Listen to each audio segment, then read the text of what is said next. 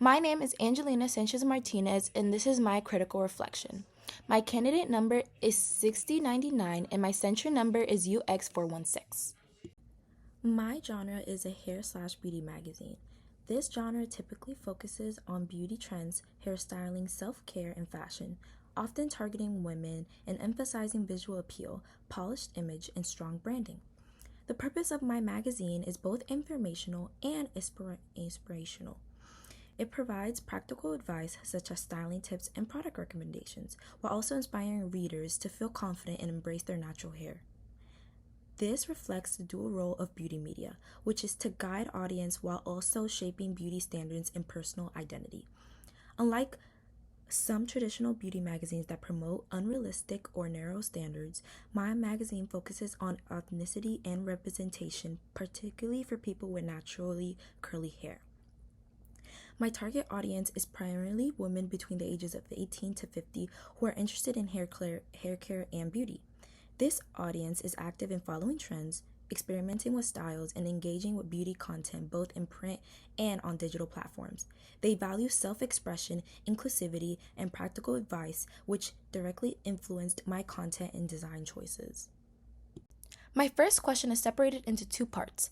The first part is, how does your media product use or challenge conventions? While analyzing my cover of my magazine compared to the other three references for my cover, I would say that my cover has both conventional and unconventional elements. One conventional element is that I have my masthead placed on top center in a white color sans serif font. However, my masthead could be called unconventional in the way that my masthead is not in the left side of my magazine. I would say that my cover is conventional because the cover lines are both on the right and left hand side of the cover. My barcode is on the bottom left, which is conventional in my magazine genre. And my cover page has a puff on the right hand side, which is conventional. There is also a flash on the bottom of my magazine, which is also conventional, acting as a small teaser for what may be within my genre or within my magazine. The color palette are bright colors so that my audience can see where my lead article is, and my masthead and my cover lines. Something that is conventional in my cover is the model. There's one model in the main image looking directly to the readers. My image is a close-up portrait, which is conventional in my magazine because it creates a strong connection between the model and the audience. The natural lighting enhances her skin tone and highlights her curls. The background is greenery because it complements the theme of natural beauty and keeps the focus on her hair. My masthead is titled Mundo Rizado, which means curly world in English. It reflects the focus on curly hair and culture. I chose this name to appeal to the diverse audience and give the magazine a unique global feel. The color purple is especially important in my cover because it is used in the flash puff and symbolizes creativity and confidence. The mix of colors creates a vibrant and empowering aesthetic that appeals to the audience and reflects the message of embracing natural curls. My overall layout is like my other three references, with the color of the masthead, the different colors of the cover lines, the flash puff, and the flash on the bottom, as well as the barcode, are all alike and convenient in my magazine. For my table of contents, I use both conventional and unconventional elements to create a design that feels realistic but still unique. In terms of conventional elements, I followed a typical magazine layout by using a clear title at the top that says Contents, which immediately tells the reader what page they are on. I also included page numbers next to each other and next to each article, sorted descriptions, and organized everything into neat columns. This makes it easy to guide the audience, which is something most real magazines do.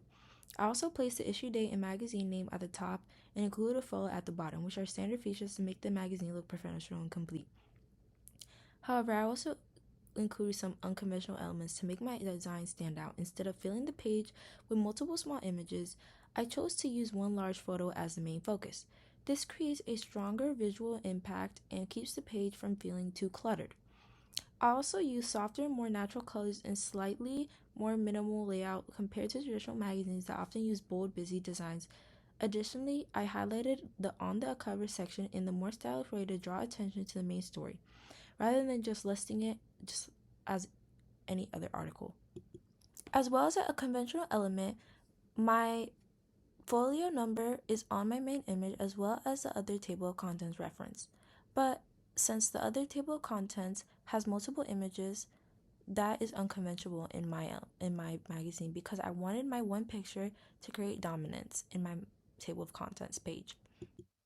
As well as the major choice was the number of stories I included. General magazines in my genre have over 130 stories. I only included this amount of stories because I did this to keep the page clean, focused, and not overwhelming for the reader, while still showing a variety of topics related to curly hair and self-confidence. For my double page spread, I combined both conventional and unconventional design elements to create something that feels like a regular magazine but still reflects my personal style and message. Starting with the conventional elements, I followed a typical magazine layout by placing a large dominant main image on one page, which is on the left, and the article text on the other. This is commonly used in my genre in lifestyle and beauty magazines because it creates a clear separation between visuals and reading space. I also used a bold headline at the top, followed by a byline and then body text organized into columns. The column format is especially important because it makes the article easier to read, and it is a standard feature in most magazines in my genre, which is conventional. I also included captions from the images and a folio with the page number and my main masthead, which connects back to the table of contents and helps with the navigation. Some unconventional elements in my double page spread is the use of a secondary image placed within the text area. In many traditional magazines in my genre, images are usually separated from the body text or placed in a clearly defined section. However, I chose to integrate a smaller image directly into my article space. This breaks the standard structure slightly and makes the layout feel more dynamic and modern. It also reinforces the story by giving the reader another visual perspective of the model without taking attention away from the main image. Another unconventional element is the use of the water splash or paint-like design behind the text. Instead of leaving the background completely plain, I added these soft, abstract shapes to give visual interest. This gives the page a more creative and artistic feel, which reflects the idea of individuality and self-expression, tied to embracing natural curls. It also helps guide the reader's eyes across the page without overwhelming the text. The second part to my question is, how does your magazine project represent social issues or groups? My magazine represents a range of social groups including celebrities, professional hairstylists, models, and everyday individuals with textured and curly hair. These groups are often unrepresented in mainstream beauty media, so my magazine aims to give them more visibility and recognition. A key focus of my content is promoting the acceptance of natural curly hair and challenging narrow beauty standards that typically prioritize straight hair features. I highlight individuals from diverse cultural backgrounds to reflect the connection between textured hair and identity, helping to celebrate cultural diversity. My magazine includes personal stories, styling tips, and empowering features that help the content both relatable and informational. Through this, I encourage self-confidence and self-expression among my audience. My magazine supports ongoing conversations about representation and inclusion in the beauty industry while presenting curly hair as something to be embraced rather than changed.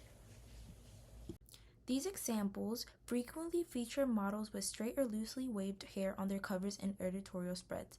When curly hair is included, it is often styled in a more controlled or polished way rather than embracing natural volume or texture. This reinforces a narrow beauty standard where straight hair is seen as more professional or desirable. In contrast, my magazine Mundo Rizado challenges this convention by placing curly and textured hair at the center of its representation. Instead of treating curls as an occasional feature, my magazine consistently showcases a range of curl types from loose waves to tight coils in their natural state. This creates a stronger sense of identity and belonging for readers who may feel unrepresented in mainstream media.